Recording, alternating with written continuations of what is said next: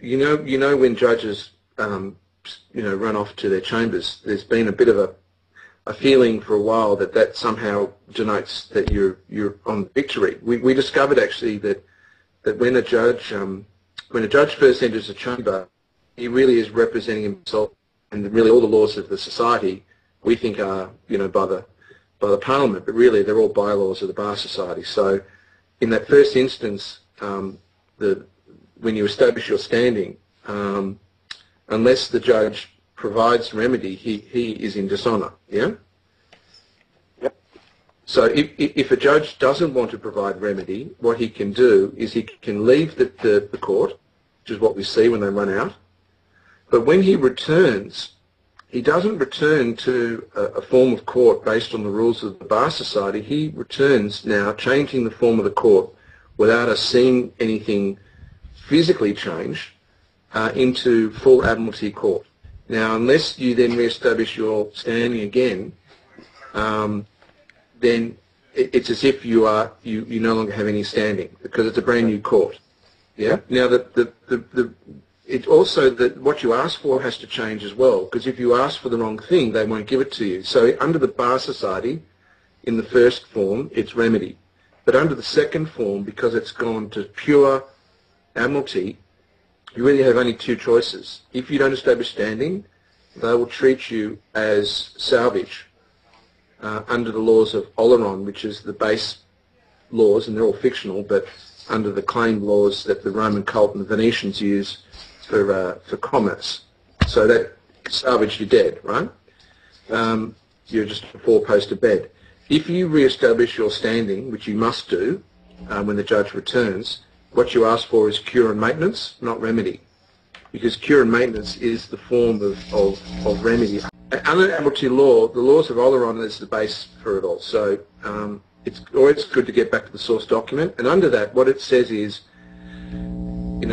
salvage is salvage. Okay, there is no life salvage in maritime law. So if you're dead, you're going to be salvaged and basically put into some holding building, right? That's why they'll put you in prison. You're just a bit of cargo going to a warehouse. Yeah. But if you establish yourself as living, then under the laws of Oleron, that means you're a sailor, okay, on a ship of state, and they must provide you cure. It's actually not just cure, but maximum cure and maintenance until your health is restored. So it actually is a stronger remedy than if the judge had never run out and returned. But what the judge is trying to do is basically re-establish superior jurisdiction by tricking the defendant into not re-establishing their standing. Yes? Yep. And sadly, I feel that this happens, I think, almost 90% of the time, that a man or woman learns the art of establishing their standing. Judges get wind of it. They're more often than not running from the chamber. The truth movement are told that is a good sign. So it's actually being misinterpreted. Right. But when they come back, what they're doing is they've re-established their honour. It's a totally different court. No, yeah. It's now purely Admiralty Court. And unless you re-establish standing and ask for the correct remedy for Admiralty law, they will not give it to you. And they can do it once more, Vic. Yep. If you're in a federal court, they can leave again for the third and final time. And if they leave again and they return, they come back as a high priest of the religion of Baal, and under the protection of the ecclesiastical laws of canon law, where they are treated as an ordinary. So they're basically sitting there as a representative of the Curia. It's as if you're in front of the Pope. Yeah? Right. Now, this is rarely done because a mistake at this level is a very serious error on their part, and they could, if they do an error of dishonour at this third level, they lose being a judge forever. Yeah? Is that right? But it's the last chance for them to basically get one over you. And it's only at that point that the claim of sovereignty of a living flesh being between oneself and God can be used. at no other point does it have any remedy. So really what's happened with sovereignty is, I believe sovereignty is, because of that, is a genuine remedy, but only in the very, very rarest occurrences. Right. But other than that, it's turned out to be a terrible, terrible distraction for people. And I think that is part of the misinformation that has been presented, sadly, because you know, the people think of it in terms of battle. Really what they're watching is a judge leaving to re-establish their honour because they don't wish to offer remedy, returning into a brand new court. Yeah? Well, understanding what they're doing exactly, and in fact, I'll tell you where we found validation for this.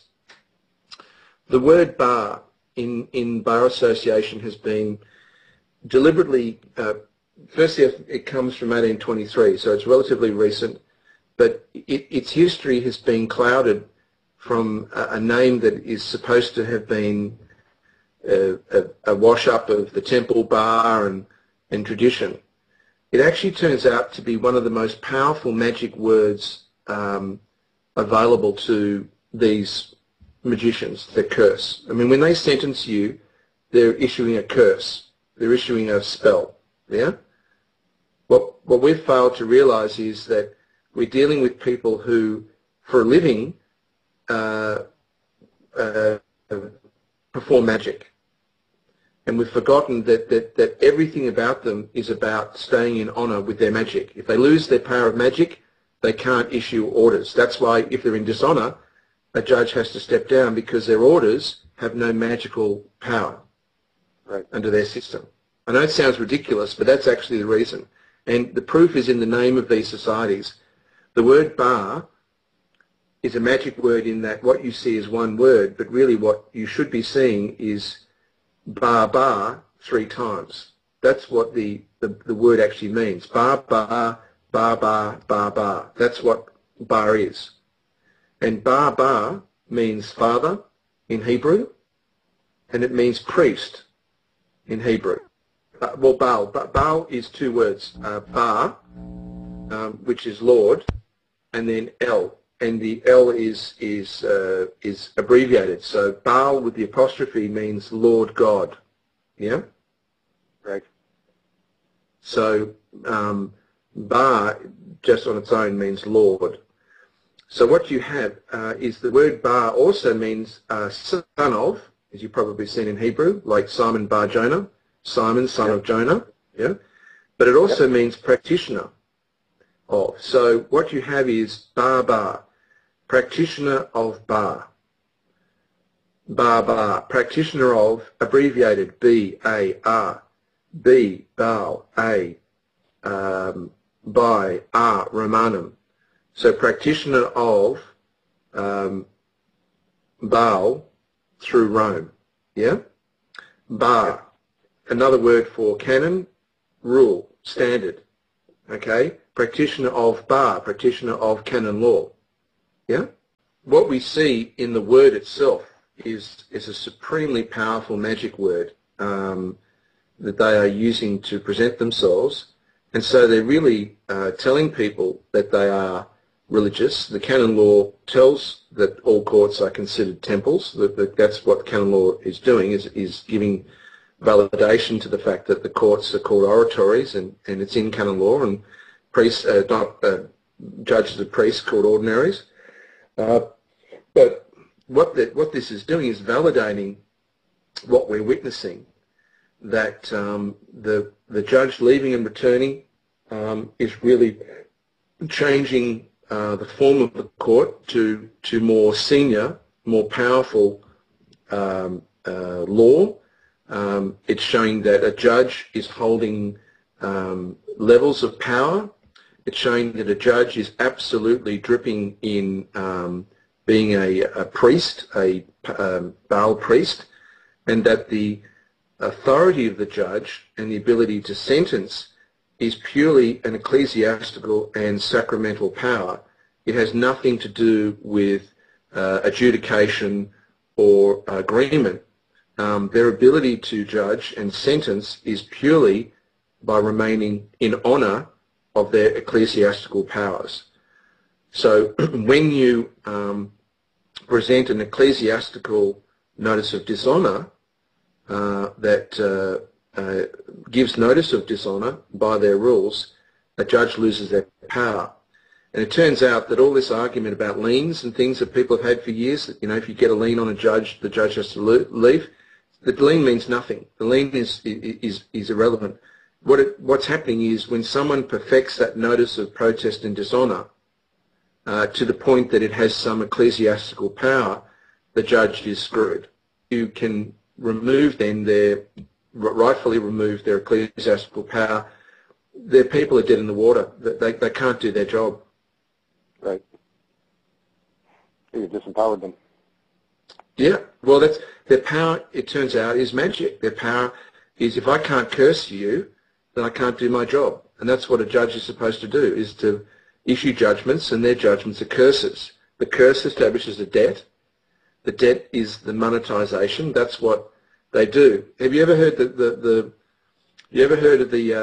story in the New Testament about Jesus removing 100 demons and then putting them into pigs and they jump off a cliff? And it might only be in the Vulgate, the Roman cult's Vulgate, but it's the story of Jesus banishing 100 demons from a fellow and then putting them into the pigs, and the pigs jump off the cliff. But the point of the story is it demonstrates the rebound of magic in terms of curses. So what it's implying is that Jesus cursed the demons. The demons then left the body, and then Jesus got the demons into the pigs so that effectively the rebound wouldn't occur. There's actually a quote, "Judge not lest ye be judged." Yes? Yep. Yep. That should actually be, "Curse not lest ye be cursed."